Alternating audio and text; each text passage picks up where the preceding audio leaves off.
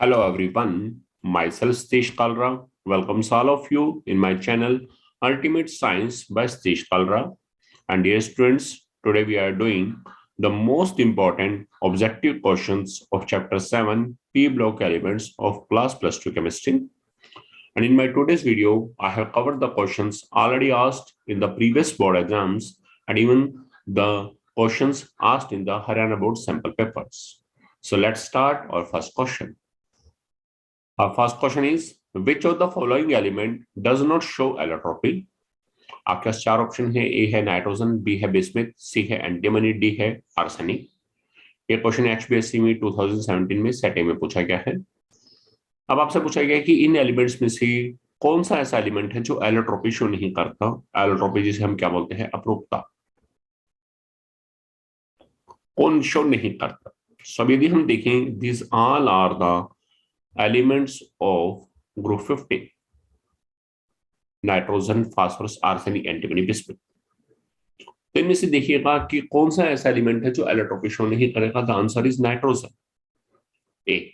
अब बात आती है कि वाई नाइट्रोजन, नाइट्रोजन क्यों।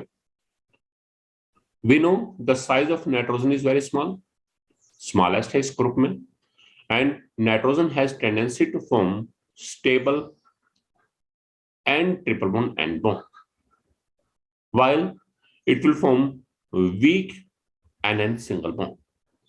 तो ये ट्रिपल बॉन्ड तो बड़ा आसानी से बनाता है और स्टेबल बॉन्ड होता है, जबकि इसका सिंगल बॉन्ड जो है that is weak. That's why nitrogen does not show allotropy. So A option जो है this is the correct answer. Next question. ये क्वेश्चन एचपीएससी में 2017 सेट ए में पूछा गया है, अच्छा क्वेश्चन है।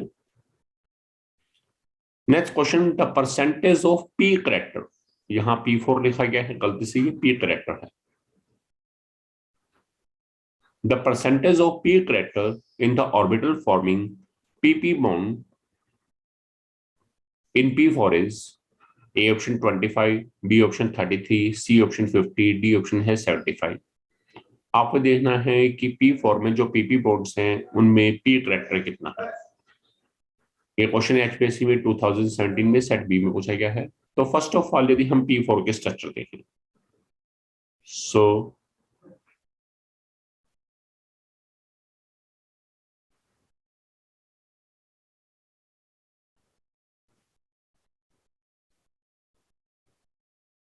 सो this is the structure of P4।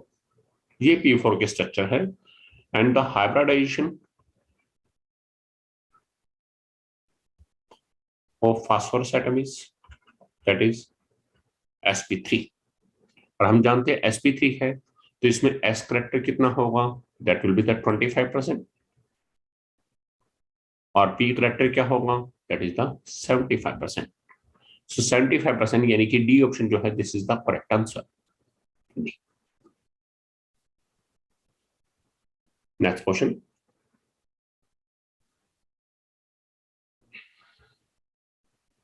Next question है हमारे पास, the maximum covalency of nitrogen is, A option है 3, बी ऑप्शन है 5, सी ऑप्शन है 4, डी ऑप्शन है 6। सो आपको देखना है कि नाइट्रोजन की कोवैलेंसी मैक्सिमम कितनी हो सकती है। ये क्वेश्चन एचपीएससी में 2017 में सेट सी में पूछा गया है। So first of all nitrogen, we know atomic number of nitrogen is 7 and its ground state electron configuration according to Ahbib principle is 1s2, 2s2, 2ph1, 2py1, 2pz1। So outermost shell कौन सा है, 2 वाला। तो इसके outermost shell में 4 orbital present है, 1 is 2s और बाकी 3 क्या है, 2ph, 2py, 2pz।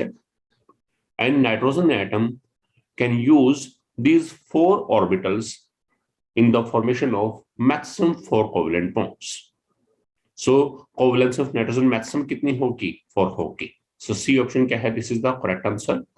और ध्यान रखिएगा कि नाइट्रोजन की कोवैलेंसी मैक्सिमम 4 ही क्यों है, because it has no D atomic orbital, ये कहेंगे in this case vacant d atomic orbitals are absent, it has no vacant d atomic orbital। क्योंकि जब हम कॉन्फ़िगरेशन देखें तो इसमें 1s2, 2s2, 2ph1 2p/1 2p/Z1, इसमें 2d तो एग्जिस्ट ही नहीं करता नाइट्रोजन में। तो जब 2d एग्जिस्ट नहीं करता तो ये बॉन्ड बनाने में किन को यूज करेगा? सिर्फ 2s और 2p वाले तीन ऑर्बिटल को, यानी कि मैक्सिमम 4 एटॉमिक ऑर्बिटल को यूज करेगा। So it will form maximum 4 covalent bonds. So maximum covalency of nitrogen is 4। ये क्वेश्चन ऐसे ही पूछा जा सकता है, why nitrogen can not expand its octet. तो याद रखिएगा दोनों का आंसर सेम है। We say nitrogen cannot expand its octet because it has the absence of vacant d atomic orbitals in the outermost shell. Next question, अच्छा question है ये question HBSC 2017 set सी में पूछा गया है। नेक्स्ट क्वेश्चन है, इन the following compounds which has minimum boiling point. आपको पूछा गया कि इन कंपाउंड्स में से बॉइलिंग पॉइंट मिनिमम किसका है। पहला है H2SE, दूसरा है H2TE, तीसरा है H2O, चौथा है H2S। ये क्वेश्चन HPSC 2017-18 सेट ए में पूछा गया है। So first of all we know boiling point is directly proportional to strength of van der Waals forces of attraction, और जो van der Waals forces of attraction है उसकी जो स्ट्रेंथ है, strength of van der Waals forces of attraction,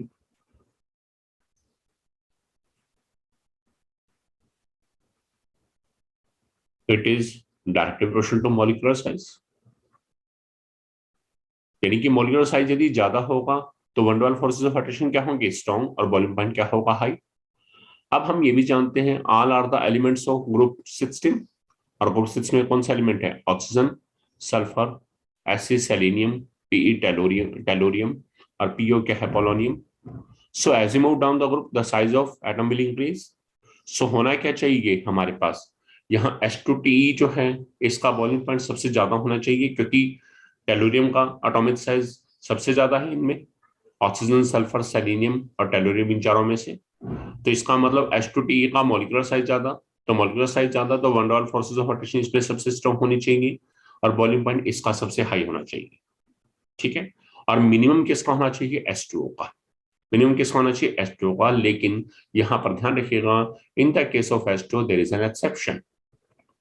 H2 molecules are attached with each other by the strong intermolecular hydrogen bonding.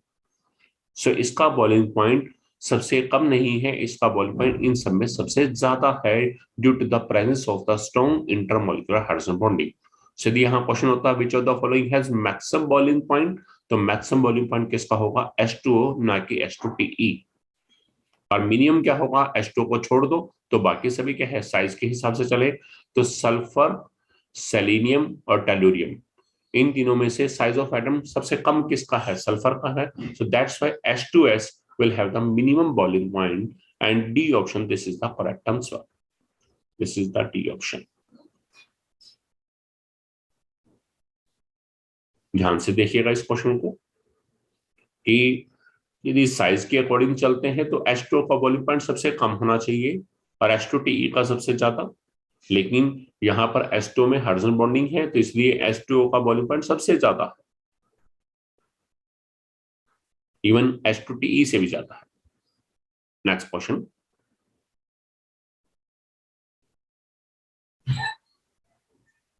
Next question है question 5। In the following which is dibasic acid. Dibasic मतलब जिसकी basicity 2 है, और basicity होता क्या है? The number of displaceable H positive ion, यानी कि जो H पॉजिटिव आयन देता है उसे क्या बोलते हैं? बेसिसिटी। ठीक है, the number of displaceable H positive ion उसी क्या बोलते हैं? बेसिसिटी। तो डाई बेसिक मतलब जिसकी बेसिसिटी 2 है, हमें इनकी स्ट्रक्चर्स देखनी है, H3PO4, H3PO3, H3PO2, HClO4। इनमें से which one is dibasic acid?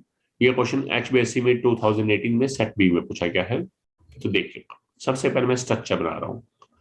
H3PO4 है, इसकी स्ट्रक्चर क्या होगी? P डबल बॉन्ड, और यहां पर फास्फोरस जो है 3 OH से अटैच्ड है। H3PO3 में एक तो P डबल बॉन्ड है, एक जहां H है और 2 OH है। H3PO2 में P डबल बॉन्ड है ए जहां OH है, बाकी दोनों क्या है, H है। HClO4 में क्या है, HOCl, H। These are the structures of these four compounds. Now the basicity जो है यहाँ पर, basicity of these three are the oxo acids of phosphorus, and the basicity of any oxo acid of phosphorus is equal to the number of POH bond in that structure. So यदि H3PO4 में देखिए तो POH bond total कितने हैं, 3. So its basicity is 3. H3PO3 है, इसमें क्या है, टोटल POH bonds कितने हैं, 2. तो बेसिसिटी क्या है यहाँ पर, 2 है। H3PO2 में ये देख रहे हैं हम, H3PO2 इसमें POH bond कितने हैं, 1. तो इसकी बेसिसिटी क्या है, 1 है। और इसी तरह से HClO4 है, तो यहां पर भी क्या देखेंगे कि इसमें सिर्फ एक ही H है और इस H को ये H पॉजिटिव के रूप में लूज करेगा, तो यानी कि HClO4 डिसोसिएट होगा तो it will form H positive plus ClO4 negative, so it will lose only 1 H positive ion, और 1 H पॉजिटिव आयन कहां से टूटेगा, इस HO बॉन्ड से टूटेगा। सो इसकी बेसिसिटी भी क्या है, 1 है। तो आपके पास पूछा क्या है, which is the dibasic acid, तो बेसिसिटी 2 किसकी है, आप देखेंगे B option H3PO3, this is having the basicity 2, so B option जो है this is the correct answer. अच्छा क्वेश्चन है इसमें, मैंने आपको ऑक्सो एसिड्स ऑफ फास्फोरस यानी कि H3PO4 जिसे हम बोलते हैं ऑर्थोफास्फोरिक एसिड, H3PO3 इसे बोलते हैं ऑर्थोफास्फोरस एसिड, H3PO2 इसे हम बोलते हैं हाइपोफास्फोरस एसिड, और HClO4 जिसे बोलते हैं परक्लोरिक एसिड। मैंने इन चारों के स्ट्रक्चर भी बताई है आपको यहाँ पे, और साथ साथ बेसिसिटी बताई है। इनकी स्ट्रक्चर भी पूछी जा सकती है और इवन बेसिसिटी भी निकालनी पूछी जा सकती है। द मोस्ट इंपॉर्टेंट क्वेश्चन, ये क्वेश्चन HBSC 2018 सेट बी में आया है और अब की बार दोबारा आने की चांसेस भी हैं। Next question, question number 6, in the following the strongest reducing agent is, 4 option है, BH3, BIH3, SBH3, ASH3। ये क्वेश्चन HBSC 2018 सेट सी में पूछा गया है, तो आपको इनमें से strongest reducing agent find out करना है। सो फर्स्ट ऑफ ऑल यदि हम देखें phosphorus, bismuth, arsenic, antimony, these all are the elements of group 15। तो कौन कौन से एलिमेंट होते हैं ग्रुप 15 में, nitrogen, phosphorus, arsenic, antimony, bismuth.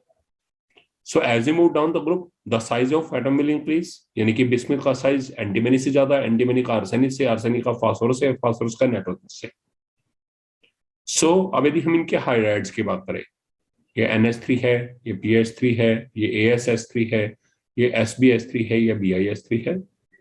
So as we see the formula of these hydrides, then we see that the size of central atom is increasing from nitrogen to bismuth. Due to this क्या होगा, EH bond length will increase.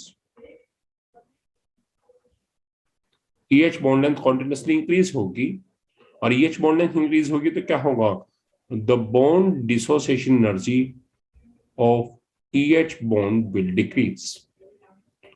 Bond dissociation energy decrease होगी, और जब bond dissociation energy decrease होगी यानी कि bond टूटना कैसा हो जाएगा, आसान। इसका मतलब Bi और जो H है उनके बीच का जो सिंगल बॉन्ड है, it's cleavage is very much easy, बहुत ज्यादा इजी है। और जब इसका बॉन्ड टूटना आसान है, then it can lose H, hydrogen lose कर सकता है। और रिड्यूसिंग एजेंट होते क्या है, हम जानते हैं रिडक्शन क्या है, the reaction in which gain of hydrogen take place. और रिड्यूसिंग एजेंट क्या है, the substance which gives hydrogen, which has tendency to give hydrogen. So the tendency to give hydrogen is maximum in BIH3. That's why it is the strongest reducing agent. So B option जो है, this is the correct answer. So यहाँ है क्या, as we move from NH3 to BIH3, the size of central atom will increase. Due to this, the EH bond length will increase, and as a result, the bond dissociation energy of EH bond will decrease, and the removal of hydrogen will become easy, and reducing character will increase. Therefore, BIH3 is the strongest reducing agent. बहुत अच्छा question है ये। Next question है, right the reaction of Cl2 with water. तो जब Cl2 water से reaction करेगा, तो whenever Cl2 reacts with water, it will form two compound. One is HCl, second is HClO. HCl is hydrogen chloride and HClO is the hypochlorous acid. अब जो ये hypochlorous acid है, it will further dissociate and it will form HCl plus nascent oxygen.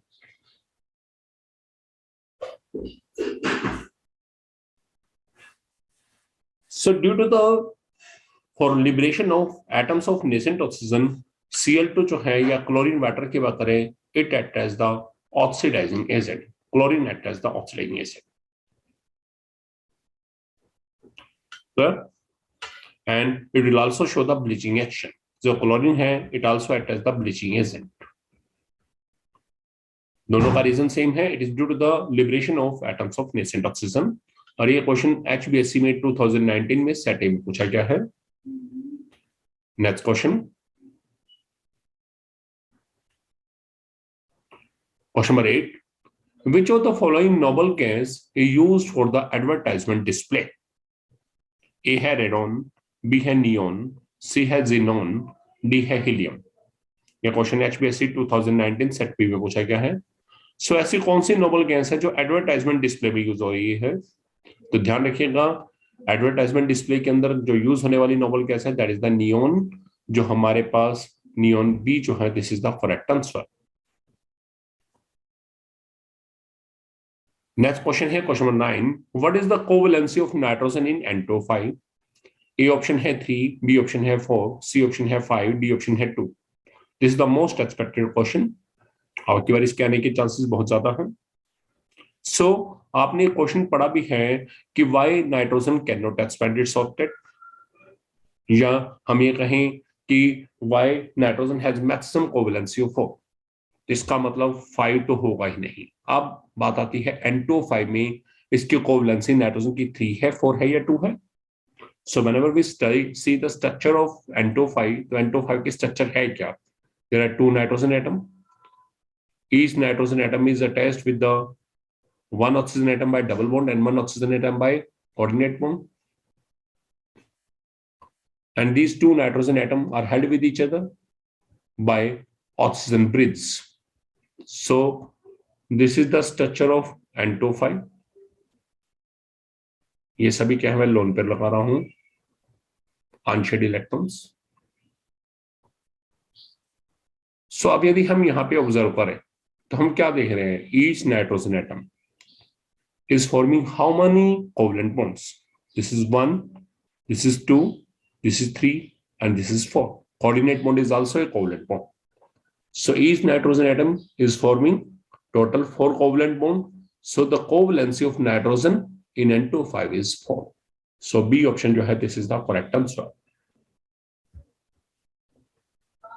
Next question, N2O5 की structure भी पूछी जाती है. Next question,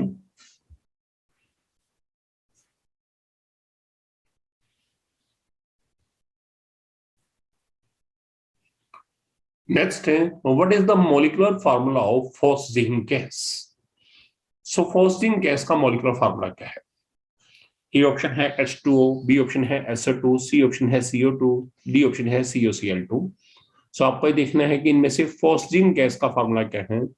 this is the most expected question. So first of all H2O, हम जानते हैं H2O क्या होता है.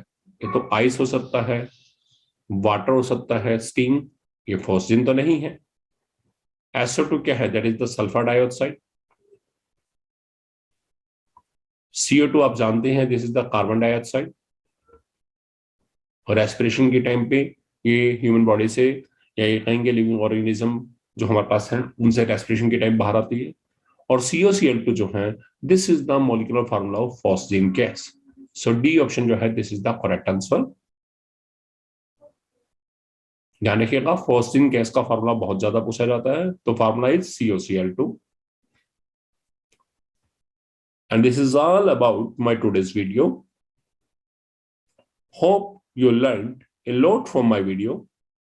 If you like my video, then you can share my video and you can subscribe my channel Ultimate Science by Satish Kalra. Thanks a lot.